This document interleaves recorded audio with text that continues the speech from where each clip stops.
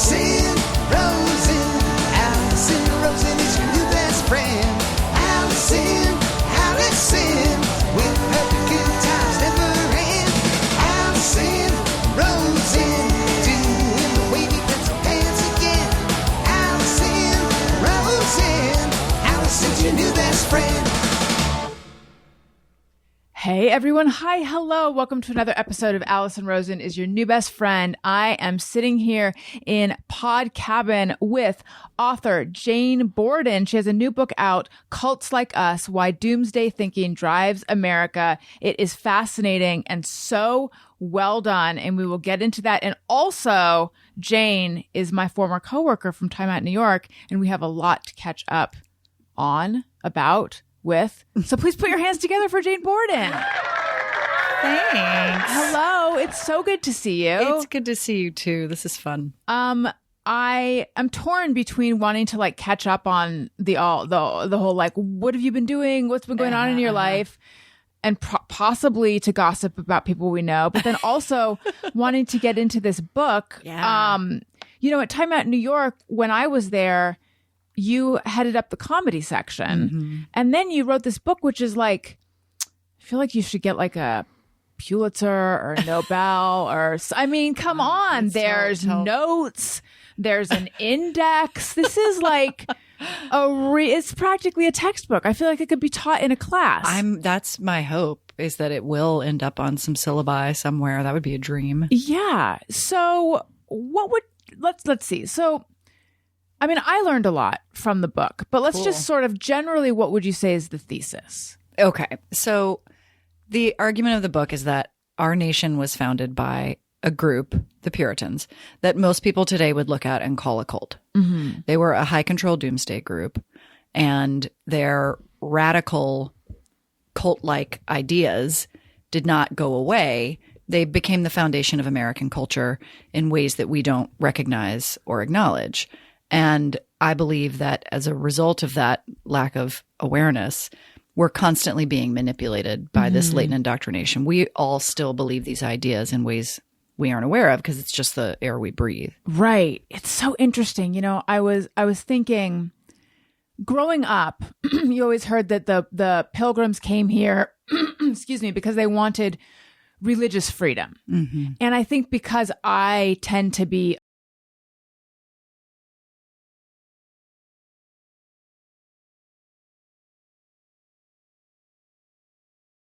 a non-religious person, when I was young, I thought maybe that meant freedom from religion. And then as I got older, I began to think, wait a minute, what does that really mean?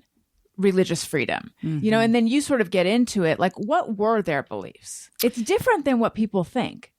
Yeah, we don't get the whole picture in grade school. I think because it's pretty radical, but they, most of England were not fans of these guys. They were uppity and critical and kind of obnoxious, but their whole the Pilgrims were. So at the time they weren't called Pilgrims, they were called separatists, which was treasonous. That's why they were fleeing, in part because they were being chased by authorities. Because the reason it was treason is because the Church of England was the state. And so the Church of England had been a relatively new development at the time it came out of the Reformation, which is when Protestantism was created. And so they were anti-Catholic. So much so that actually the Puritans and Pilgrims, neither of them were called that at the time, but we'll just call them that now, believed that the Pope was the Antichrist. Right. And was in cahoots with the devil. And their goal was to purge a church of anything having to do with Catholicism.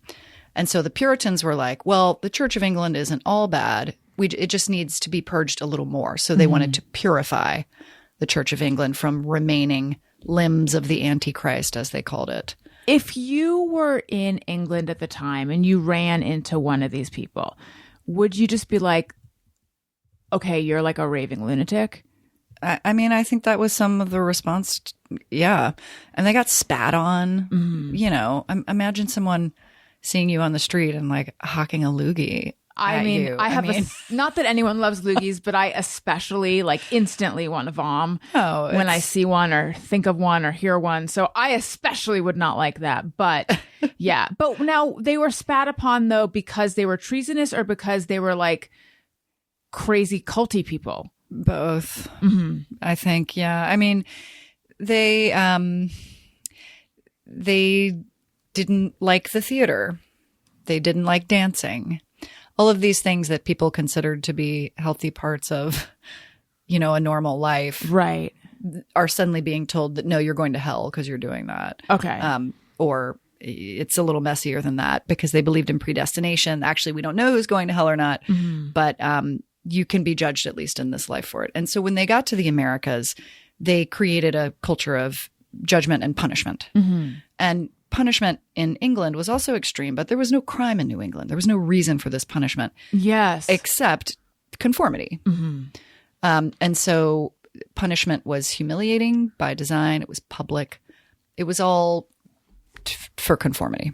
And also all of this is so fascinating to me because I didn't know it. And I don't know what it's like in grade school now, but when you and I were in grade school, there was, you learned about the Pilgrims and you dressed up in a paper bag or a black construction paper situation for Thanksgiving, for your Thanksgiving program.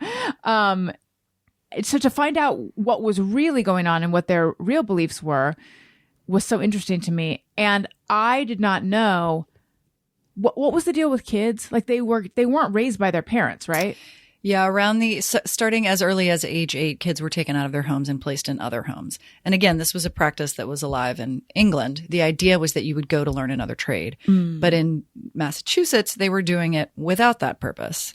And they were also sending girls into different homes where they could just as easily have learned the trade of homemaking from their mother. Right. And so why were they doing it? Well, there was a belief that too much love made children spoiled and wicked. And they also believed that you couldn't love anything more than God. So if you felt intense love towards your children, then maybe you were also wicked. And so parents consented to this, like, yes, take my child, save me from damnation because I love them too much, which is horrific. And same thing after people would lose their spouses, widows would have this intense like stress attacks because they were grieving. Right. And they were like, oh, I'm so sad. Did I love this person more than I loved God? My God. Yeah, it's sad. And they, more scholarship done from diaries is that it appears that about 30 years into their time in New England, that is long enough for the power structures to want to hold on to that power and start changing rules and laws in order to do so, which is what happens in high control groups. And high control groups are always toughest on children. But they went through these diaries of the second generation, third generation of kids and discovered huge increases in melancholy, pathological abnormalities, suicide, insanity. So, it was tough. It was tough growing up in this world. The children's books were all like, you're going to hell. Oh, right. Yes. I remember you talk about one of them. I have neglected to say hello to Tony Thaxton over here. Hello. Hi, I'm used to it though. You know that. Yeah, I know, but I was doing better for a stretch of time. I feel like. And then you'll blame it on that I left for a little bit. Yeah, Tony plays in a rock band and he abandoned me. So it's natural that I would regress and forget to say hi to him. Yeah. Did you know any of this, Tony? No, I absolutely did not. And you grew up in Virginia. No. Yeah. You lived, well, there's a my high school right. years and a little beyond were in Virginia. Okay. Yeah. I'm North Carolina over here. Okay. Very Protestant. Yes. Yeah. Have you guys gone to Williamsburg? Colonial Williamsburg? I've been to Williamsburg. I don't think I've ever, maybe like once, and I barely remember. Okay. So, yeah. I remember thinking it was very cool. I don't know as an adult if I would still, is it still that actually going on? Seems the backwards of what I would think. I would think kids would not think it was cool, and then adults would. You didn't know me. I remember watching him make candles. I thought that was very cool. Yeah. Yes, very cool. Candles, and then you could like buy gross candy in really selling it. Yeah. Buy gross. You could buy gross candy. You could order Johnny cakes, which were not that good, but they were authentic. You could go to taverns. This is like all I remember. But I do remember thinking it was cool. Jane, given that the rest of us did not learn this, where did you stumble on this info about what the Pilgrims were really like? So the Pilgrims, as you know, are just the introduction for the book. And then I start tracing their ideas through secular history. So I'm interested. It's not a book about Christianity. It's a book about American culture. And I started ideating it because I had been reporting on cults for Vanity Fair, and I was a religious studies major, and I grew up in the Protestant church. Okay. Yeah. So I had all of this stuff in my brain. And I started seeing cult-like thinking everywhere in America, in pop culture, in politics. And following the 2016 election, I suddenly became aware of exactly how divided we were as a nation. And I just wanted to find out how we got here. How did we get here? And cults are fueled by division. And I started seeing the people being manipulated by our cult-like beliefs that we inherited from the Puritans. And then we're activated. Demagogues, cult leaders, con artists, would-be dictators. I don't know who you're talking about. I don't know who we're talking about. Can activate us by pushing our buttons in certain ways. And I just want to reveal the magic trick. You know, this is what's happening. And then maybe we'll stop falling for it. And what is the magic trick? The magic trick is that, so for example, we worship the wealthy in America. And that comes from the Puritans and their belief that work is holy and work is having a job and doing it is the way you glorify God. And so even though they were very much against making like more money than you need, and they were against acquisitiveness, they had all these lofty ideas, but they very quickly got twisted, because if you believe that work is holy, once you start getting wealth, that's just a sign of how much you love God, and it's maybe a sign that he loves you too, and is rewarding you. And so it wasn't long before there's a quote from Cotton Mather that religion begot prosperity, and then the daughter devoured the mother. And this was, within a few decades. So he was opposed to what was what he saw was happening with prosperity. Okay. Yes. And so we see that today. We see Americans not being as critical of billionaires as we maybe should. And we're experiencing a bit of a sea change right now. Yeah. We exalt them. We think that they got their money because they deserve it. And we're repeating the Gilded Age a lot right now as well. And John D. Rockefeller at the time was fond of saying that he got his money from God. And so we equate the number in a person's bank account with their moral character. And the inverse of that is that if you're poor, then you must be a sinner, because idleness is a sin. Clearly you're not working. We see this in like welfare programs where you have to have a job in order to get the funds, even though that keeps you from going to school, which is how you actually get out of poverty. And welfare to work programs actually don't work. That's been proven. But they're very effective at getting the populace to vote for your ideas, because you're looking for a scapegoat. They need a scapegoat. And the poor are a very easy scapegoat in America, because we have this latent indoctrination that the poor deserve what they get. So is this notion that work is where we get meaning, and that being busy is good, all of this is strictly American? ? I mean, first of all, like there's nothing. Would you say that there's, because it's so much our culture that it almost feels it's like an intrinsic human belief. Yes, and I think the answer is both. Okay, and for that matter, cult-like thinking is not unique to America. It's part of what we inherited in our genes from the way we used to live, as the way chimpanzees still live. And so, are they all in a cult? Yes. And it looks pretty fun. Just kidding. Lots of rape, chimpanzees. Yeah. Anyway, that's a fun note. So, wait, what were we saying? It's part of us as a species. We tend toward this because of the way we evolved. But I do think it's more prevalent in America for a couple of reasons. One, because of freedom of religion, right? I mean, it's, anyone can set up a church here, quote unquote church. Right. And if they get church status, we don't even ask them to pay taxes. And it doesn't even have to be a church. Anyone can start, an MLM or whatever that becomes a sex ring like Nexium, because of the, in part the Great Awakening and the Second Great Awakening just kind of flattened spiritual hierarchies. And so it's very much part of our culture to have a charismatic person lead something. Right. And we're like, yeah, what are you selling?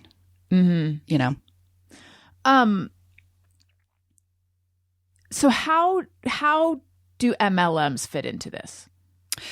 MLMs are very culty. I would even remove the Y. I think most MLMs are cults, straight out by the definition. And so, for anyone listening who's like, what are you talking about? MLM, multi-level marketing. Yeah. So this is like a group where there's always some product they sell, but there's usually someone on Instagram who's like, hey, mamas, looking for rock stars to join my team. And she's usually dripping in some kind of fancy jewelry, and she just went on a trip. And then you join the team. And what that means is you give her money to order the products, and then you have to sell the products. But the more you sell, the higher you go. But there's your upstream, and I think people know what it is. Yeah.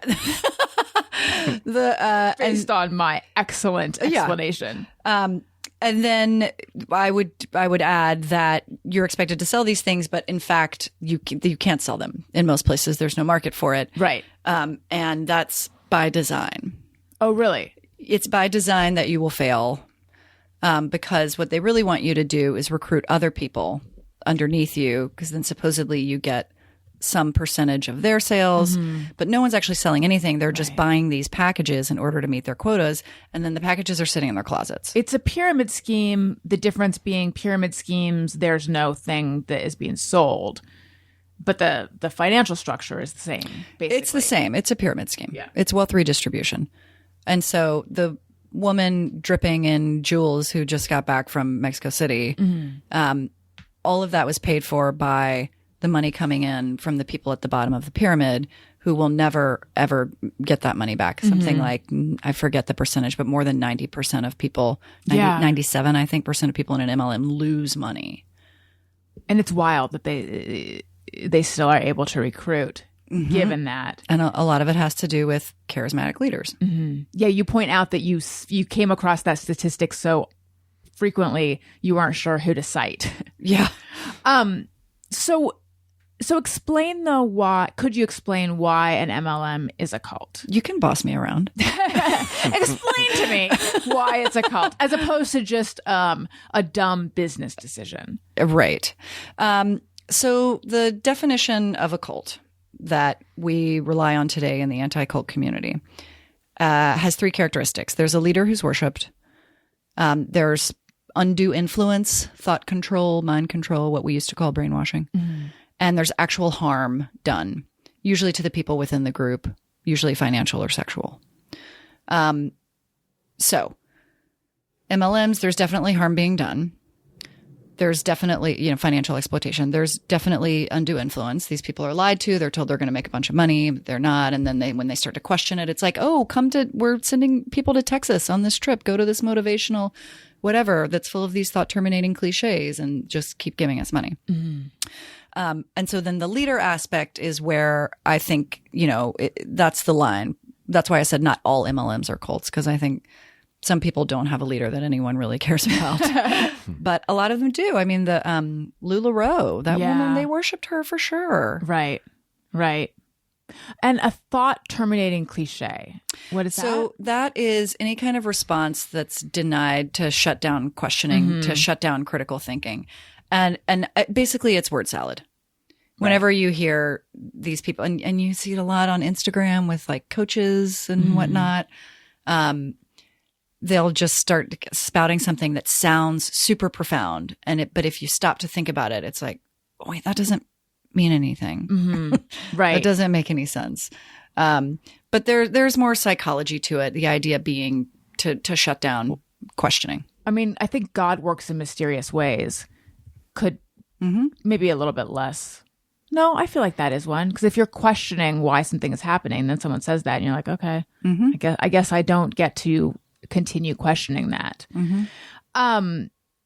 I had Sarah Edmondson from Nexium on my show a while ago. And something that I thought was interesting was, and I remember in all the Nexium stuff I watched, the cult experts were saying that a lot of people think, oh, I would never be vulnerable to joining a cult, but truly every single person is. Is that what you found in your research too? Yeah, for sure. Because it's not about who, it's about when. People who join cults, it's almost always a similar context happening in their lives. They've recently lost a loved one. They're grieving. They've just moved to a new town, so they don't have community. That's why cults recruit on college campuses. They're just out of a breakup. They just lost a job. Anything that makes you unmoored. And so part of the reason California has such a rich history of cults is because the mainline churches didn't get a foothold out here until much later. And so people were out here looking for a religion, looking for groups to join. And I think about that connection to a mainline church because usually it's cultural, you grew up in that church, whatever, as a kind of anchor. And so it's whenever we don't have an anchor of typically community that we fall for these things. Interesting. Or that we are manipulated into joining these things.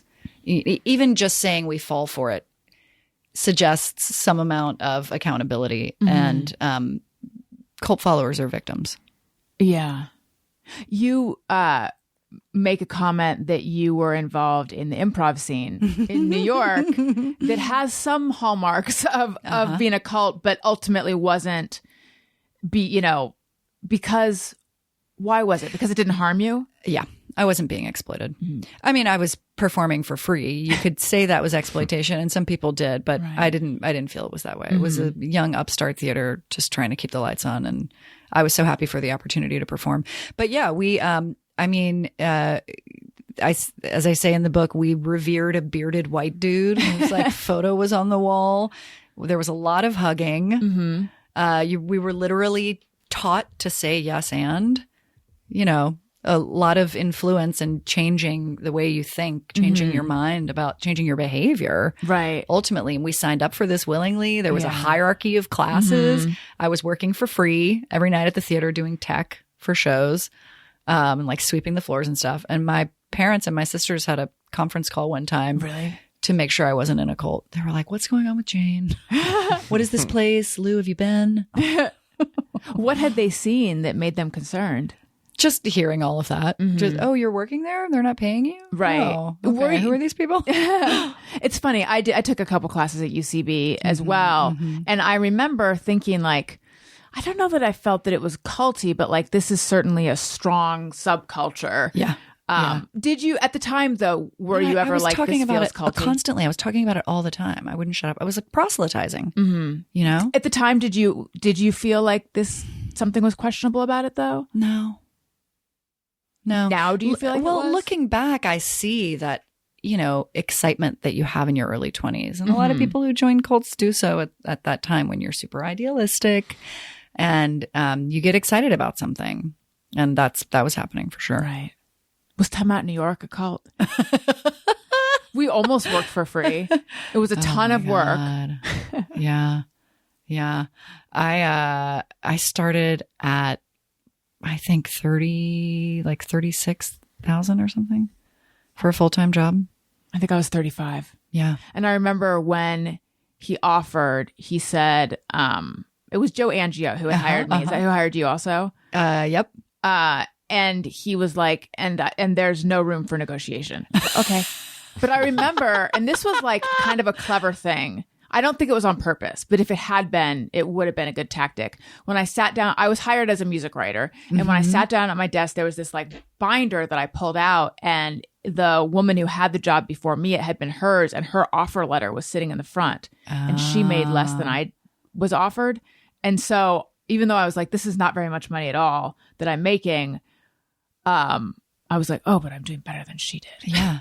Yeah, they primed you. Yeah, exactly. Yeah, sneaky. I know. So wait, okay. So started working there in 2004. When did you start working at Time Out New York? 2004. Oh, really? Yeah. Okay, you were there before I was there, though. I Yeah, think. it must have just been briefly. So you only ever worked in that building that Hitch was filmed in, Yes, which is where because everyone there. What did they call it? Like there was some other building in Soho, right? The old office, the chicken original, coop. Oh, They okay. called it the chicken coop or Okay. something, and they all had stories about because they were like sitting on top of each other like chickens.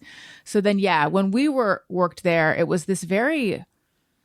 How would you describe that building? It was cool. Garage chic, Yeah. I really, industrial. it was, if anyone has seen Hitch, And I'm sure so many of your listeners have that the Will classic, Smith vehicle. that aughts classic. Yes. Wait, but what, it was filmed there, but what took place there? I can't remember. In the movie? Yeah. Do you remember? Oh, I think he was like a matchmaker or something. Right. But why were they in that My building? friend Ptolemy was in that movie. Oh, Why yeah? were they in No, that was their offices. That's where they worked. Okay. I think. Yeah. So it was very, picturesque and interesting, but it was also really far on the west side. It wasn't in the center of anything. And it was a lot of work. Yeah, but it was fun. I loved it. Really? Yeah, you didn't? Yes and no. Were you I always had- music? I was music and then I switched to features. That's right. I was happier once I got to features. Okay. But I don't know. I felt that at times that it was kind of a sweatshop. Mm-hmm. And I felt like we were pretty balkanized. How else did I feel about it? I don't know. I liked some parts of it, and then some parts of it I didn't like, is what I Sure. would say. Sure. And I liked some people, and then some people I didn't like. Yeah. So you liked it the whole time. Yeah, but it was easier for me because not being in features and even though the music section is one of the back of the book sections, it's one of the most important ones. But I was really under the radar and they just let me do my thing. Yeah, that sounds nice. Which I enjoyed quite a bit. I was doing a bunch of comedy still at the time. And I remember walking into, it was Michael at this point who was editor in chief. I can't Friedson? remember. Yes. And I was like, hey, so we don't really cover the improv scene that much because it's so hit and miss. And when we do cover it, we're covering like the flagship weekend shows. I feel like I should be able to just perform at these theaters in one of their house teams and no one's going to care. And he was like, okay. So had there been a rule before that you can't? well, that's a clear conflict of interest. Right. But I think I made the case that it wasn't and he agreed. The other thing I got him to agree to is that I didn't want to write bad reviews about a comedian. Yeah. It's when the show's $5, you're not risking much. Mm-hmm. And also these people have to work out their Right. material and their skills in front of other people. There's no other option. And he was like, okay. And then it was great. That's great. So Yeah. before that, had you felt like you had to write negative reviews? There were a couple of times, where I was just like, I don't like this. It's not- I'm Right. not a critic. It's not who I am. That's why So- I eventually left. When I was there, it was Joe Angio, who's the one who hired me, and then Brian Farnham. And then I left, and then... Wait, Friedson was after Farnham? Well, this must have been Angio that I was having those conversations with. Farnham brought Friedson in, but he was the features editor. He became features editor when I was there. He was not, or maybe he was something else, but he wasn't editor in chief. So then I announced that I was leaving, and then Farnham announced that he was leaving, unrelated. So then was it Friedson after him? I don't know. Or wasn't Chad Schlegel in the mix? Oh, yeah.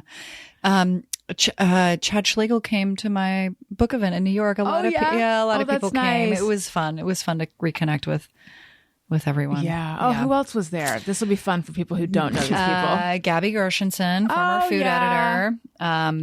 Mike Rucker, former marketing director. Jay Ruttenberg from your music section. guy. Yeah. I see him in New Yorker sometimes. Aaron Clement from the Around Town section. Oh my gosh. Who else?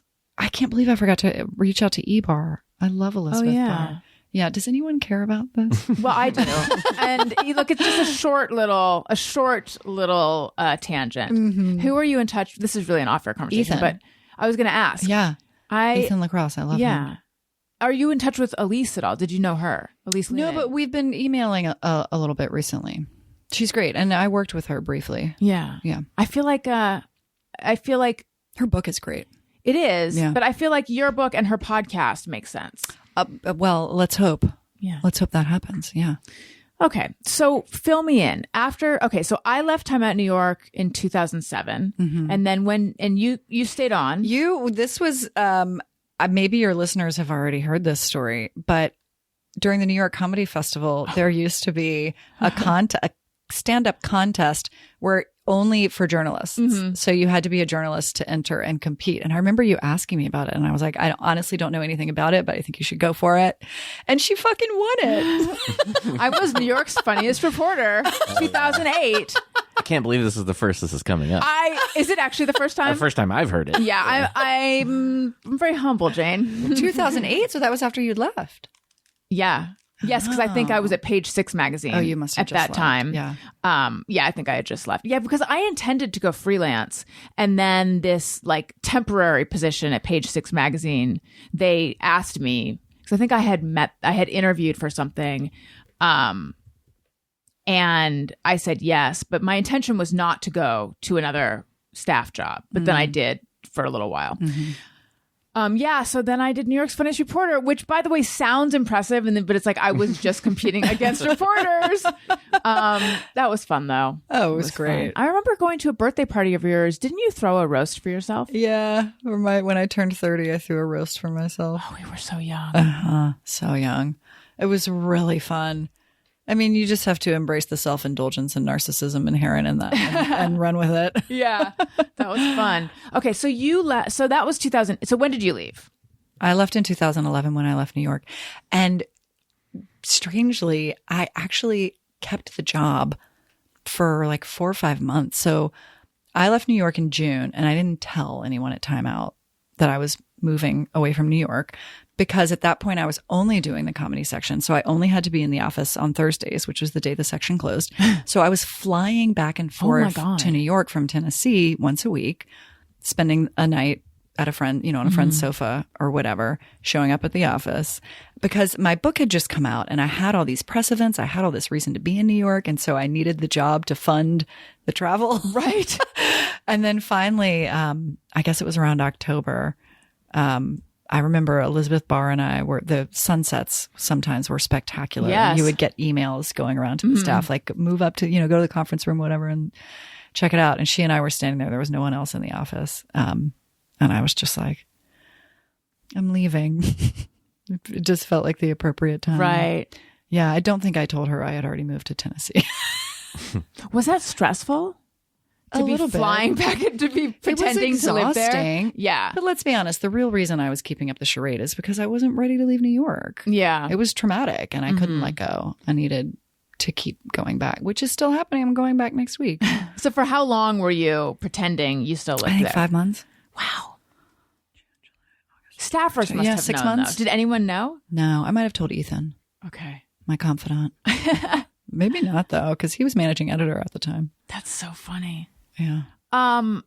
Okay, so what were you doing in Tennessee for 6 days a So week? I got married basically. And my ex-husband was an academic at the time and got a 2-year visiting position at a small liberal arts school in the woods. And honestly, I think moving to the woods of Tennessee is the only place you can go after leaving New York. Something completely different, because otherwise it'll pale. Yeah.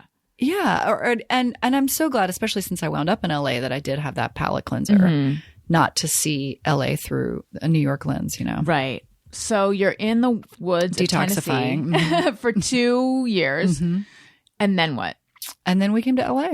For what reason? Well, that experience, he was like, I'm done with academia. Never again. No thanks. What was the small school in the woods? Sewanee? Oh, I don't. The University I of the don't know it. South. Okay. Protestant. Predates the Civil War. Lots of problematic stuff in its history, but great school. Like what? Well, I mean, you can't be a school slave. in the South in the Civil War and not have problematic parts to your history. Yeah. But beautiful area as well. And so they have a really cool outdoor education program there.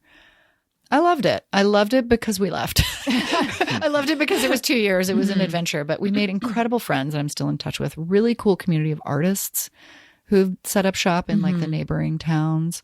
I love scholars and academics, so that was super fun to just befriend these people who are experts in something super specific and rare and just go down the rabbit hole with them. Well, that was something that when I was reading this book, I was like, oh, wow. Like, I've always known that you're really funny and a great writer, but I don't think I realized how much you're an academic. Have you identified as one? Do you identify as one now? I mean, so my plan in college was to become a professor in religious studies. That was the plan. I loved school. I loved writing papers.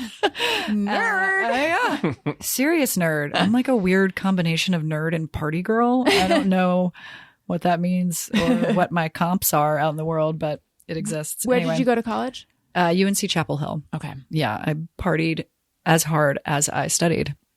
I really made both of them happen. Yeah. But so where were we? Oh, I was asking if you think of yourself as an academic. So that was my plan. And I had been looking at programs, and then I thought, well, I'm going to take a break in the middle of this schooling and go live in New York for a year. My eldest sister was up there. And then a friend of mine took me to the UCB theater, and I just pinballed in a different direction and started doing comedy. Was that your first exposure to improv? I had never seen long form improv before. I had seen short form, Whose Line Is It Anyway, which I was a huge fan of. But long form, I mean, it's magical. And look, sometimes it's awful. It's the worst, and it can be the worst and it can be the best. But those moments where it's the best are just electric. Yeah. I loved it. I did it for a decade. And then when we left New York for the woods, I was like, well, I guess I'm not doing improv anymore. I started doing stand-up, which was fun, and I enjoyed stand-up. I did that also for about a decade. But it didn't feed me the same way improv did. Was there a club in the woods? In Nashville and in Chattanooga, and I got mixed up with this indie scene that was developing, burgeoning in Nashville at the time, and started building that with them. And then we would tour all around, and then I would like reach out to my buddies in New York who were big stand-ups and be like, hey, come headline this tour. We're going to support you. We'll book it. We'll drive you around. So we were playing in Louisville and Charleston and just all over the Southeast. That's cool. It was really fun. And are you doing improv or stand-up now? I haven't done stand-up since COVID because I haven't wanted to. I haven't missed it. I haven't craved it. But also, I mean, what's happening right now is scratching any performative itch that I have, book tour and, conversations like this, which I enjoy. Less jokey, a little scarier. I should say to your listeners, the topic, the subject material is really dark, but the book is pretty fun. It is fun. It's funny. That was by design, because it's hard to stomach all of this. And just personally, I was like, I can't spend 3 years in this world without finding a way to make some light of it, Right. But yeah, so was doing the stand up, and then during COVID, just had a big kind of pivot, as we all did, as most of us did, and this book came out of that. I wanted to contribute. You did. I did. That's I was so like, great. I was like, this is some fucked up things happening right now. I think I have an idea of why some of it's happening. This isn't, latent indoctrination into the cult-like ideology of our Puritan founders is not the only cause for MAGA, but it's a lot of it. Yeah. It's one that I think people don't. It's hard to back up enough to get that vantage point to see it. And I think you lay it out really well. Thanks. So that's why I think you should get all the prizes. The pushcart, the Caldecott Medal. Fellowship. Yes, exactly. Maybe an Emmy. Oh, an Emmy. You should be a Rhodes Scholar. Yes. And is there an Oxford Scholar? Or you should just go to Oxford. The lottery. Yes. Great. Publishers Clearinghouse. All the things one can win. Is Ed McMahon, he's not alive anymore, right? I don't think so. Maybe Ryan Seacrest. You guys, I just found out this morning that one of my favorite scholars from the book, whom I interviewed, died in January. I'm so sad. I just emailed him to say, every interview I do, people are asking about your work. And I'm shouting it out, and I'm hoping that people will get your book or whatever. And he's gone. And he wrote back and said he was dead. That's right. Oh my God. No, how'd you find out? I'm assuming it's his widow, but it might be a child, responded to my email to let me know. Oh, how sad. Which scholar? John Shelton Lawrence. He and Robert Jewett wrote The American Monomyth, which was the culmination of some work they were doing in the 70s, trying to figure out how Americans could be stomaching the incredible violence of the Vietnam War. And they traced what they call the American monomyth through narrative storytelling, superhero comics, westerns, vigilante films. It's the kind of the same story. They started seeing it everywhere. And now I do too. But the narrative is of a small Edenic-like community that's threatened and is unable to save itself. And the politicians are corrupt and the police force is fat and inept. And what are we going to do? And then out of nowhere, this loner arrives and saves everyone. And it's always through violence. And it's surgical violence. Only the bad guys die. And so therefore, it's cleansing violence and righteous violence.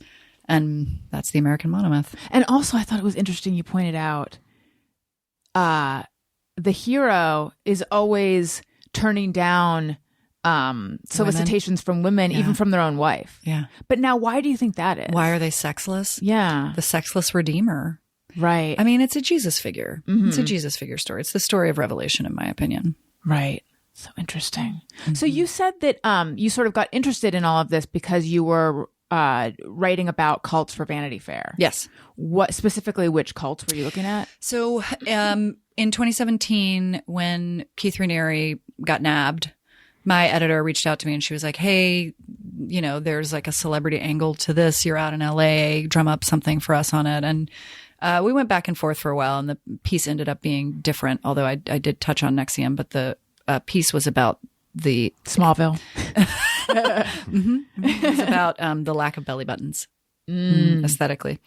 Wasn't that Smallville? Wasn't that their ad? That you never could, like, see his chest and there's no belly button. I never watched he Smallville. wasn't born of woman. Okay, I never watched it either. I just know Allison Mack was on it. Oh yeah, yeah. I'm just susceptible to advertising, as we all are. That's chapter 5. So the story ended up being about the myth of California as cult country. And we think of California as being full of like kooks, right? Wacky people who would fall for that, right? Just sort of pinballing around out here. But in actuality, the reason there have been so many cults in California has much more to do with context and technicalities. One of them I mentioned earlier, the fact that the major churches didn't already have a foothold out here. Also, people who are cults want money, right? San Francisco and Los Angeles have always had a ton of it. And San Francisco and Los Angeles have always been very popular spots for cult leaders to set up shop and recruit. Cults need advertising. And so Hollywood in particular has always provided them with pedestals, for example, Tom Cruise. Yeah, I don't know what you're talking about. Is he involved in a cult? You mentioned that cults follow, like, all cults kind of go the same direction. Yeah. Are there exceptions? Like, they were a cult for good. But then they wouldn't be a cult, right? Okay. Yeah, I guess so. There are certainly groups that can seem culty on the outside, but don't meet the 3 criteria. And communes are very different from cults, although sometimes communes can turn into cults. Ultimately, I think when a group becomes a cult is when power goes unchecked, because power is a parasite, I believe, in a person, and it suddenly takes over all of that person's behavior and goals and desires, and it just becomes about the replication of power. And that path can't ever be sated. It only ever ends in violence. And the ultimate, because power just wants more and more and more, and the ultimate, the terminus of more and more and more is control over life and death, right? Which is what gods do, which is what happened at Jonestown. And so most cults don't reach that point. Most cults kind of fizzle out at some point because what's the thing? You can fool everyone some part of the time, some people all the time. Yeah. Not right. Yeah. And it takes a lot of energy to maintain cult control. Yeah. Yeah. Humans are lazy. Go ahead. Well, I was just going to say, so when we have checks on power, that's the way to keep cults from proliferating. My sister did Teach for America. Are you familiar with it? A little bit, yeah. And I remember at the time thinking, oh, this seems very culty, but it's missing one of the pillars, I suppose. But there was, the orientation, indoctrination kind of thing. And what they were asking of these kids, young adults, which is like go into the South Bronx with not a lot of training and teach, even though this is a very challenge. Like they were throwing them into very challenging situations, and I almost that feel require like skill sets. Yes, that they didn't quite have. Look, everything they were doing was good. I just think it was really hard on some of the people who were in the program. But they had all these things erected, and I guess these are sort of thought terminating cliches, probably, or these ways of looking at it to bolster themselves. I mean, I suppose basic training is probably kind of similar. People talk about the Marines a lot when they talk about culty organizations that aren't cults. Yeah. What do you make of that? Also, Alcoholics Anonymous. One thing that's interesting about Alcoholics Anonymous is that built into its structure is that there will never be a leader. So leaderless organizations like that can usually save themselves from ever turning into cults. Right. Do you think you would ever join one? I'm sure I would. I'm sure if the circumstances were right, I would. Yeah. I like to think of myself as being a critical thinker, and I am, but everyone has a I was going to say price. Maybe that's the right word. Because cults proliferate, and also cult-like thinking at the macro society level increases during times of crisis. So sociologists identify technological revolution, and we're experiencing that now. Social media has completely changed the way we communicate and engage with the world. Also, who knows what AI is going to do? Cultural upheaval, and we've been seeing that in the last decade or so with Me Too, Black Lives Matter, the quote unquote woke movement. We're going to be majority minority soon, I think in like 10 years or something. What does that mean? It means that the whites will be the minority. So the majority. Well, not if I have anything to say about it. Oh, wait, well, today. listen, I mean, you just said out loud what a lot of people are not saying out loud, but that's the motivation for a lot of this backlash that we're seeing right now on the far right, I believe. Yeah. Right. That persecution thing of like, and replacement theory. And all of that. There is this feeling that I have now, which is like, oh, fuck. Like, I feel like we are all the like bad shit that happens. I'm like, yeah, that just makes sense because civilization is pretty much circling the drain. And that just happens to be the time that we were born into. I've unfortunately had to get there. Like that's my sort of resignation or acceptance of this moment that we're in. But, and I'm going to ask you a question that there is a huge question, but as someone who has this, bird's eye view now of America throughout history, this moment that we're in, is it quote unquote worse than other moments throughout history? Are things more divided now, or does it just seem that way because of social media? Yes and no. So the yes part is that I do think we're in a cult boom right now. And I think part of the reason why so many people are being exploited is because they're falling through the cracks. They're in these times of crisis. And they're willing to grasp at anything. For example, a demagogue promising them they're going to fix all their problems. I mean, Trump literally said, I alone can fix it. I mean, that is a messiah complex. So, but no, because it's waves. It's cyclical. So we're at the crest right now, I believe, but we've been here before, certainly. I think the crisis driving the most cult-like thinking right now is the income gap, income inequality. Most Americans are chronically under-resourced, unresourced in some ways. And those are the people getting scooped up by MLMs. It's recent immigrants, it's people who've lost their jobs, and then they just get exploited more. And so this is another form of being unmoored. I mean, you could argue that nothing wobbles someone's world more than a lack of resources. And so I believe if we can shrink the income gap, if we can tax the rich, make them pay back what they've taken, and some say that I'm calling for wealth redistribution. And I would say yes, because we've already experienced wealth redistribution in the other way. And I would just like to return it to the way it was when we had a middle class. That's going to nullify a lot of this cult-like thinking. I think that's what's going to also bridge division. Because when you aren't desperate, you aren't looking for an enemy. But what's so strange is the people that were formerly the middle class are the ones who are in this cult moment. Yeah, because he's promising to make it all better. They're for them. desperate. When we're desperate, we cling to promises, false promises.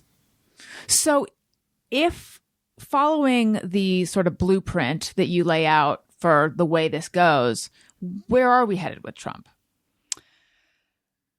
I don't know. Part of me thinks this is the end of everything, as you said. Part of me thinks the Constitution will hold.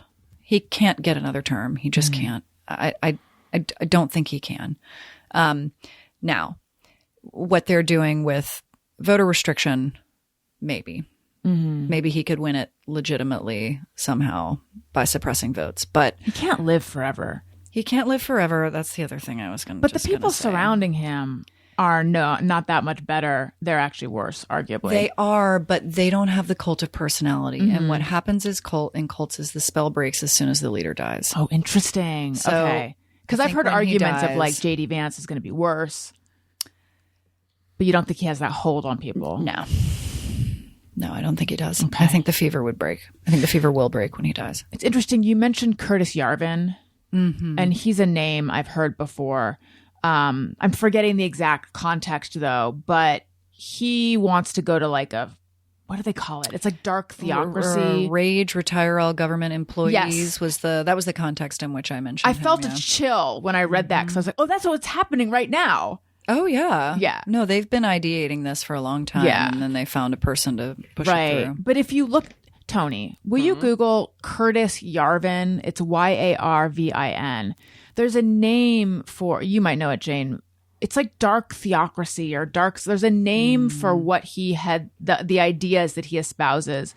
And it's like a return to feudalism based on like technocrat. I don't know. I know now I'm doing word salad. I forget what it is, but it's something alarming. It says he's known for founding the anti-egalitarian and anti-democratic philosophical movement known as the Dark Enlightenment or neo-reactionary movement. Does it say what he wants government to be? That's going to be hard. There's a lot to read. I mean, an autocracy. They want an autocracy because then the person at the top can push through all of their ideas without any pushback. Right. Which does feel like we're headed. Yeah. I mean, look, in some ways we're already there. But a lot of dark shit happened in America in the past.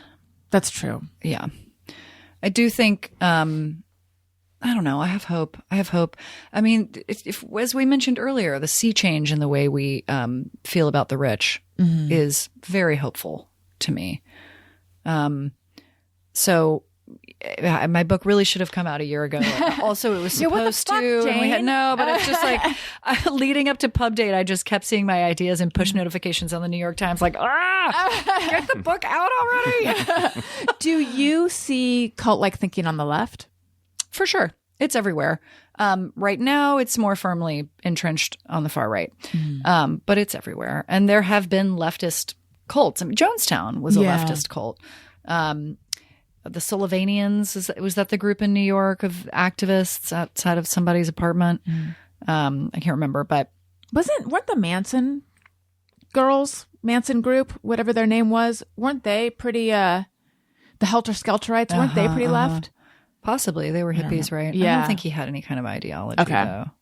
No, I take it back. He had like insane idea. I'm just not sure that it made any sense or was Right. relevant to what they were doing. Right. Okay. So you're reporting on cults for Vanity, or you did Nexium for Vanity Fair. Yeah, and then I was like, this is what I love, and I was seeing the parallels between cult-like thinking because of the research I did for that piece, and because of my background in religion. I was seeing it everywhere, and so then I was like, this is my beat. So Did you do more pieces? So I did more pieces for them. Basically, any time there was a documentary or something coming out about a group, I would use it as an opportunity to explore how this was happening in American culture as well. And then at what point were you like, this is a book? 2020, COVID. I had been developing what I thought would be my second memoir. And then I had to shelve it because I couldn't do the research required. And I was just like, I'm researching this cult stuff. It feels important to me. I feel purpose driven around it. I want to contribute. And maybe this is the book. Maybe this is it. And then was the process smooth from there on? My agent and I iterated quite a bit. She was so helpful. Nicole Tortolo at Gernert, who's Former incredible. Tony person. Yes, that's Yeah. right. Did you remember her? Mm-hmm. I do. So I was never loved in her. the office. And Okay. so I don't think she and I connected. Yeah, she sat at the front. Like, Yeah. was she an intern as well? I don't know, but she got offered a job, and then like 2 days later, they fired her because someone else there made up some stuff, like Offer job at Time Out New York. you mean? schemed behind the scenes to get rid of her. Do you mean at Tony? Yeah. I remember her coming up to me one day and she had tears in her eyes and she's like, I got Yeah. fired. And I'm like, what? What? No, I know, Yeah. because she's incredible. Yeah. No, she got screwed. Do you know who? I know you No, can't say on I air. don't. You And know. also, I probably shouldn't even be telling the story because it's hers to tell. But Right. yeah. Yeah, I just remember being very surprised at the way that had gone down. Yeah, I remember her. She's incredible. I feel so lucky She's to out be here, right? represented by her. Yep. Yep. So she helped me iterate. And then we landed here. And really, the book took shape as it is now on the day when I was like, oh, the Puritans were a cult. And That's so when how- everything clicked. And when did you realize that? How did you realize that? Is that know. something Good that you had question. kind of known from your scholarship? I mean, college. Look, I knew that Jesus was a charismatic leader, right? Leave everything behind, sell all your belongings, come with me, follow me. You know, that's classic cult talk. I don't think he was exploiting people. I don't think he would have become who he did if he had been. Or certainly we don't see that in the historical record anywhere. So I don't mean to make that comparison for sure. But, Christianity is a little culty compared to the other religions. The proselytization aspect of it, it's recruitment. So there's some commonalities. Again, I don't mean that as a criticism. That's the structure of the religion. It's the structure of Protestantism, Right. especially. Right. And Protestantism by nature factions off into smaller groups that then buck against the ones they came from. And that's very American. And all these things are kind of tied up together. And I just kept tracing them farther and farther and farther back. Where did all this come from? Where did the anti-intellectualism come from? Where did, the chosen nation thing come from? And just kept going back and back and back. And it was always Protestantism. And you just eventually get to the beginning, the Puritans. And then when I started looking into them and learning what we didn't learn in school, seeing they were a high control group, And the doomsday aspect of it, the apocalyptic part of it. Right. And Jesus was also an apocalypticist. So that comes from Judaism. And before that, Zoroastrianism, the doomsday idea. Time was a circle and then suddenly it became a line. And to some degree, we're always living in end times. Can you explain what you mean by time was a circle and then suddenly it became a line? Apocalypticism believes in a beginning and an end. So not that other ancient myths didn't believe in a beginning, but and some of them also told of an end. But really, with the advent of monotheism, do we see doomsday thinking and apocalyptic thinking develop into what it is? And the idea being there's going to be a fiery end to everything, and the bad people will perish and the good ones will be saved. And so we have to act a certain way now to make sure that we are on the good list. Is that kind of what the whole, what it all is? Okay. Yeah, it's control, right? Because that sounds great. Oh, there's a formula? Yeah. Oh, I just fill in the blanks? Right. Great. And guaranteed, with proof of purchase? Great.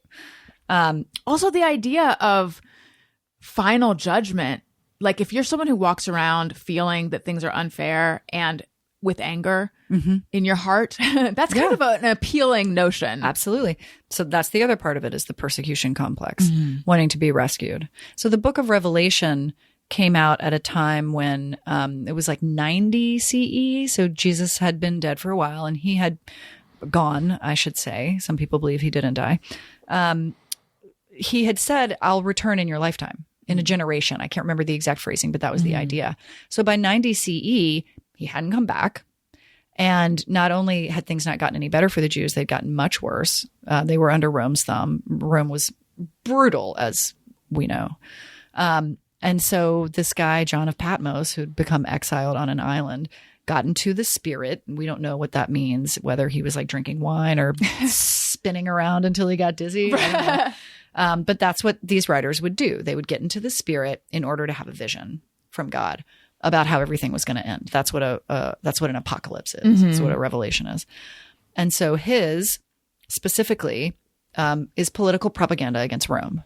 That's what Revelation is. And then it got canonized in the Bible, and now a bunch of people take it literally. Yeah.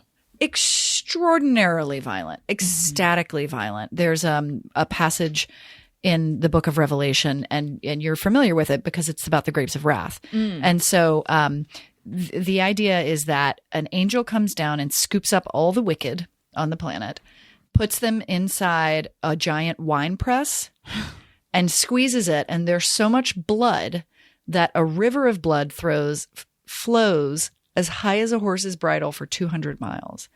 And so this was a fantasy of divine retribution, punishment for my enemies. And apocalyptic thinking has always served that purpose. And that's not necessarily always a bad thing. It gives people hope. Apocalyptic thinking gives people hope. The problem is when that hope comes at the expense of violent punishment of perceived enemies who are often just manufactured enemies. Right. In order to maintain control. Yep. Or to manufacture consent. Do these myths not catch on in other countries like they do here? Again, they are everywhere. Cult participation is a global thing. But I do think they catch on more here because we're all indoctrinated into them because of our founders. These ideas didn't completely reshape culture in England because culture had existed for thousands of years. And there wasn't that kind of mediating cultural aspect in America. They became the dominant, particularly in New England, but in my opinion, across the nation. So what religion did you grow up in? Presbyterian. And where does Presbyterianism fit into all of this? So it's a liberal Protestant church, liberal in that case, not meaning politically, but for example, in my church, we believed the book of Revelation was really an allegory as opposed to taking it literally. It's a beautiful church. There's a lot of money in it. People dress up and wear pearls. It's that kind of thing. But Catholicism is more ornate, yes? Yes. Okay. Yes. And Presbyterianism and Episcopalianism are also considered high Protestant churches, meaning closer to Catholicism. And then what would be like a low Protestant church? Baptists, I think. See, now you're testing my memory of the history of the American church in America. But anytime you're in a church where there's not ornate windows and pretty carved wood, that's sometimes just because it's an upstart church that doesn't have money, but it's sometimes because they specifically don't want any kind of intermediary between them and God, right? Yeah. They just So well, and the excess, it's considered excess, all the ornate art. It's unnecessary, and that's not what God wants. And did Presbyterianism speak to you growing up? Like, did that make sense? Did you believe it? Do you still? It's what I was presented with. It's all I knew. It was a big part of my life. I was in the choir. I was in the handbell choir. I did youth group. I did a little handbelling myself, if you must know. Oh, I loved the In 8th grade. handbelling. I loved it. It was so fun. Did you wear gloves? Oh, yeah. Yeah, and the ding, ding. Yeah. I loved the fact that you felt like you were playing one part of a whole. It felt like being part of a symphony, Yeah. you know, instead of sitting at the piano at a Right. rehearsal or recital. And I was about to say ordained. I was confirmed in the church at the age of 12. I still have my Bible, with my name in it. You know, I took it at face value, but I think there came a time, probably high school, where I started to question, what is all this about? What is this? What is it? It had previously been uninvestigated to me. And then in college, I decided early on that I wasn't going to use my liberal arts degree in any kind of applicable way. So I should take the opportunity to study whatever was most interesting in the catalog of classes, and started to notice that every class I was highlighting was in the religious studies department. So interesting. And I think I had some questions I wanted answered. And so that was really the time where I stopped believing in the specifics of any story. I think all the religions of the world are efforts, really beautiful efforts, to understand something that can't be explained, to describe the ineffable. Which is existence, consciousness, death. Yeah, and connection to higher power. And I mean, that's a real thing people feel. And that's something I would like to experience more, because I know it's out there and available because people talk about it. And I think that's part of why I do psychedelics, is I really want to connect to whatever people are connecting to, whether they get there through a personal relationship with Jesus or, you know, Buddhism or whatever it is. Do you feel like psychedelics allow you to have that? I should say, and the listeners are like, yes, we know.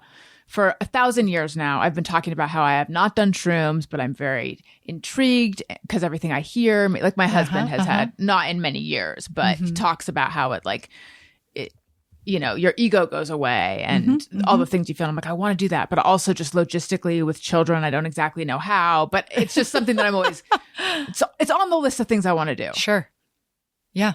The quieting the ego is when all the other parts of your brain get to talk to each other. And Michael Pollan's book, I'm forgetting the name of it, How to Change Your Mind, I think, explains the chemistry that's happening and the neurology that's happening in your brain, I should say. I don't know. That's chemistry, brain chemistry. Anyway, literally when your ego is running the show, all the other parts of your brain are kind of silent.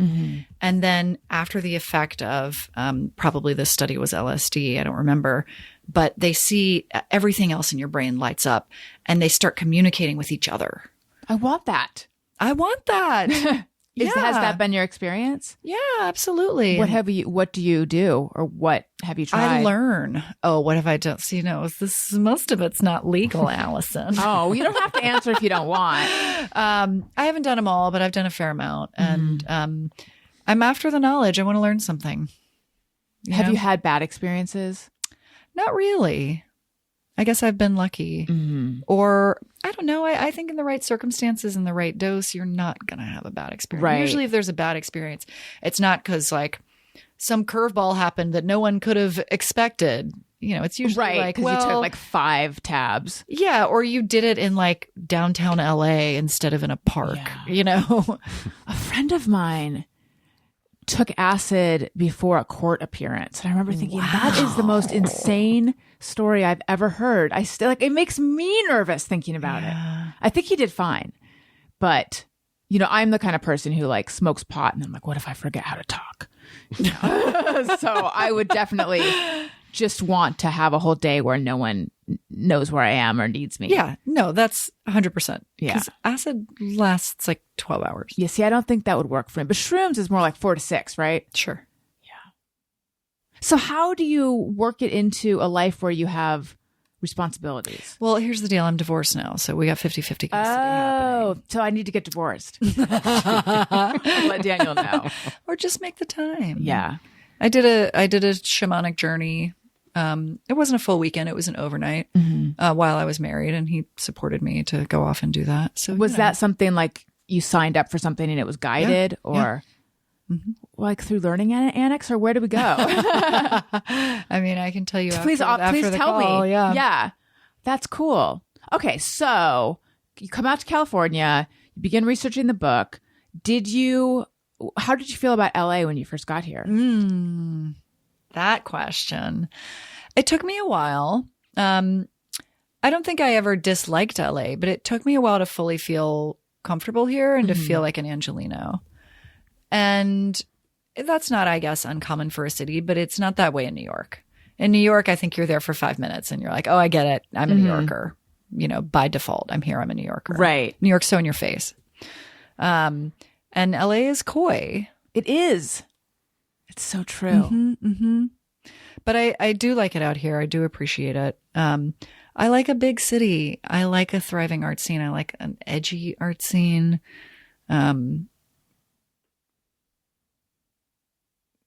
Yeah, I mean, what's not to like? Well, I guess. It's not New York. Yeah. That's what's not to like. No, it's fine. I like it. My life became like better and easier when I'm from California originally. Right. But when I moved back, I almost moved. I wasn't kicking and screaming, but I was certainly like, I feel like maybe I made a mistake. Like, I'm not done with New York. And then I got the job on the Adam Carolla show relatively quickly. Right. And then I met Daniel. And it was like all these external indications that, things that changed my life. Like all these external indications that, oh, this probably was right. Yeah. And I don't exactly know how I could have my current life if I were living in New York. I don't know. Having little children in New York seems hard. Yeah. I have this fantasy of being in New York again, but in my fantasy, I'm who I was back then. Yep. Then I remember, wait, I have 2 dogs. How would I don't know. But I do certainly miss it. I miss Brooklyn. I miss all of it. Yeah.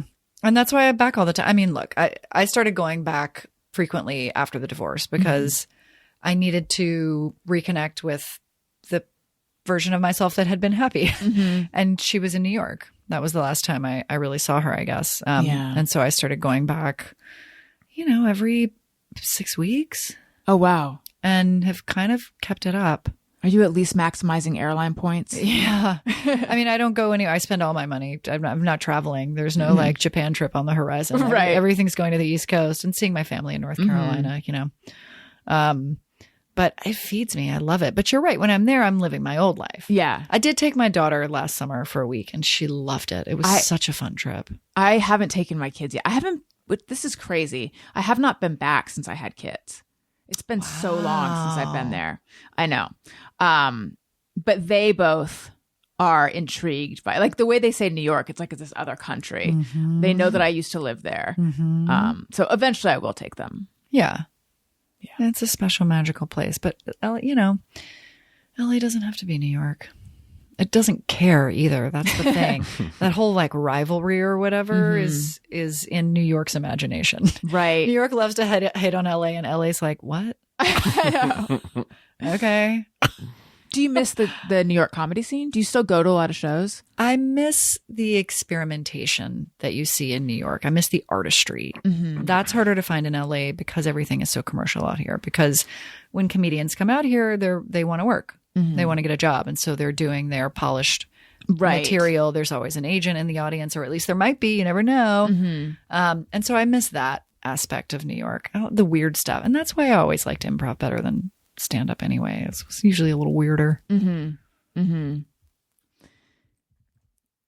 Okay, so here's the $1 million question. Okay. What next? Will you do another textbook book?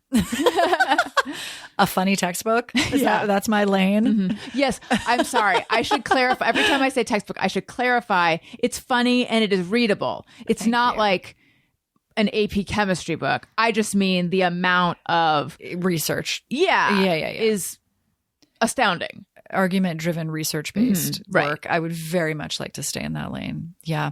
I don't know yet what the next book will be, but I'm thinking around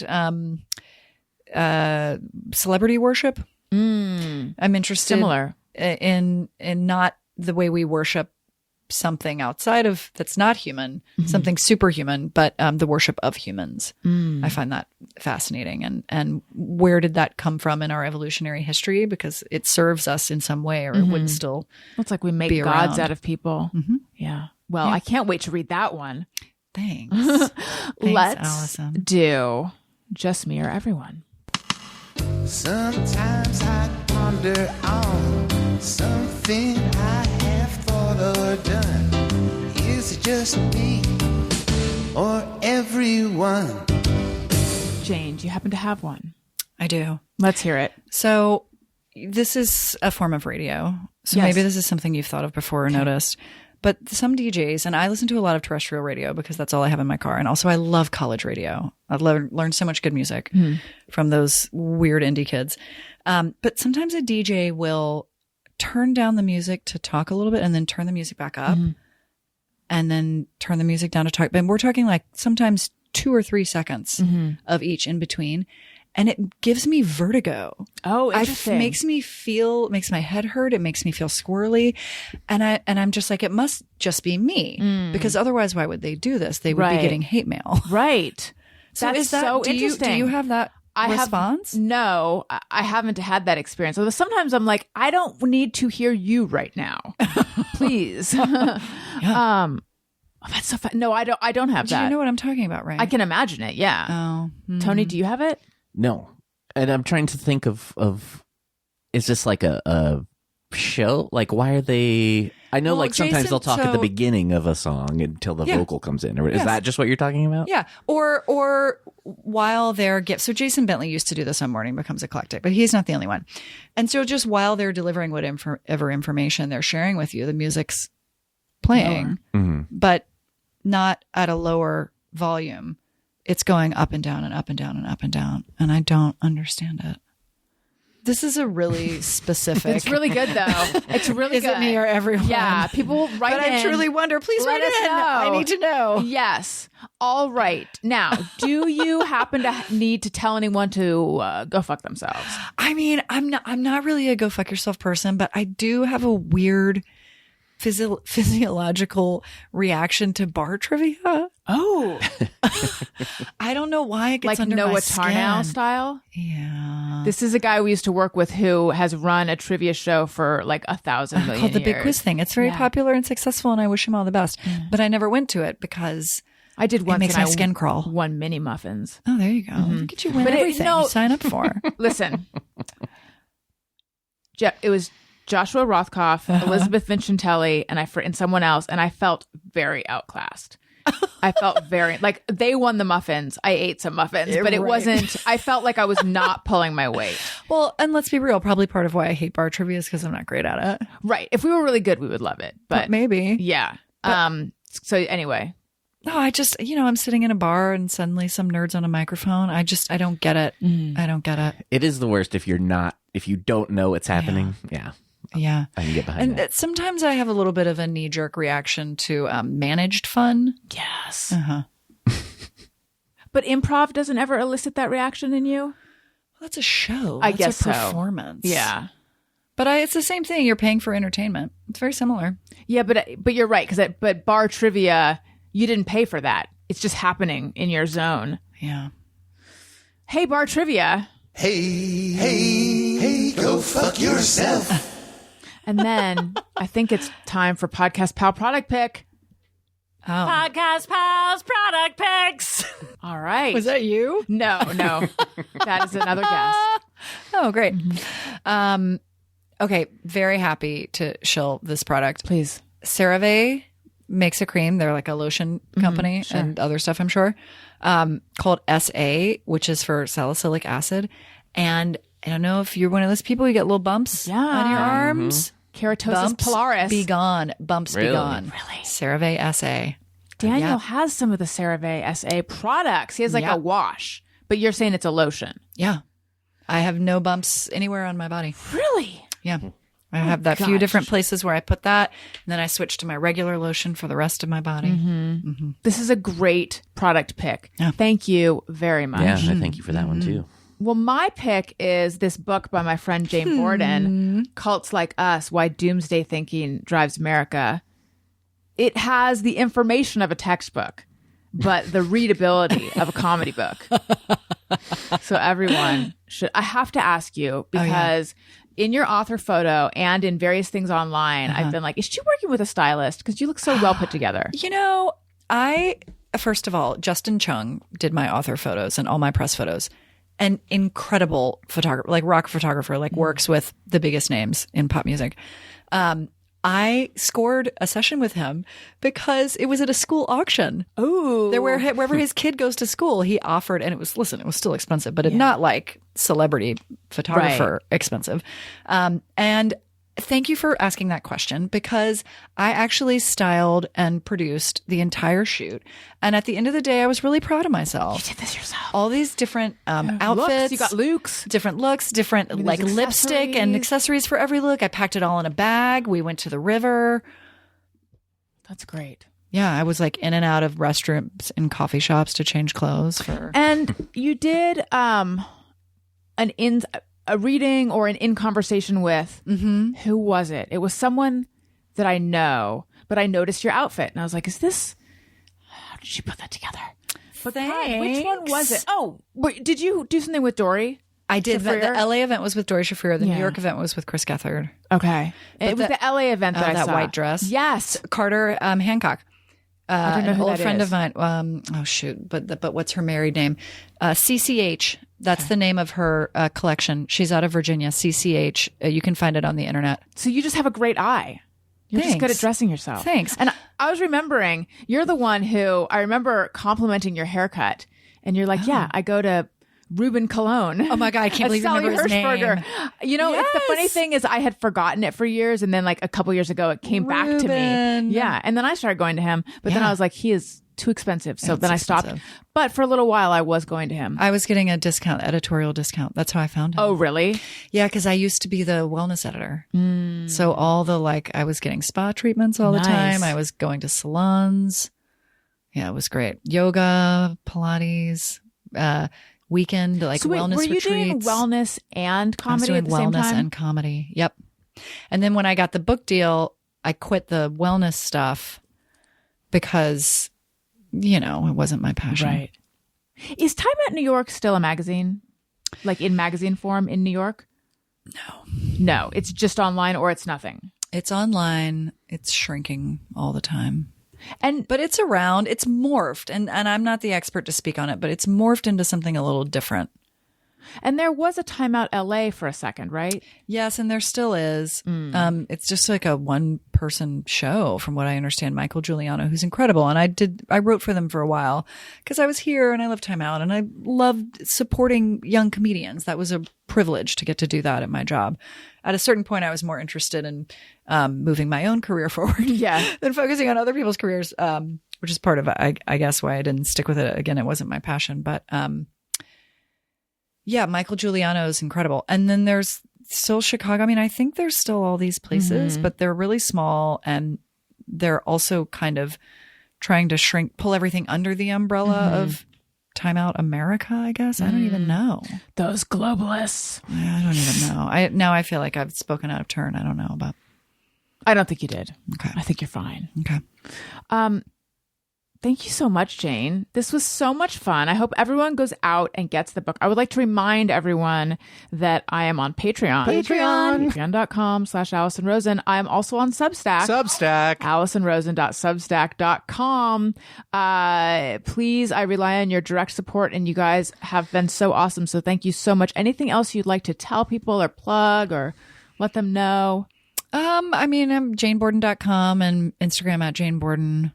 I'm putting out a bunch of videos of little tidbits from the book on TikTok, which is TikTok tidbits, which is strange and challenging and uncomfortable for me, and it's really a growth experience.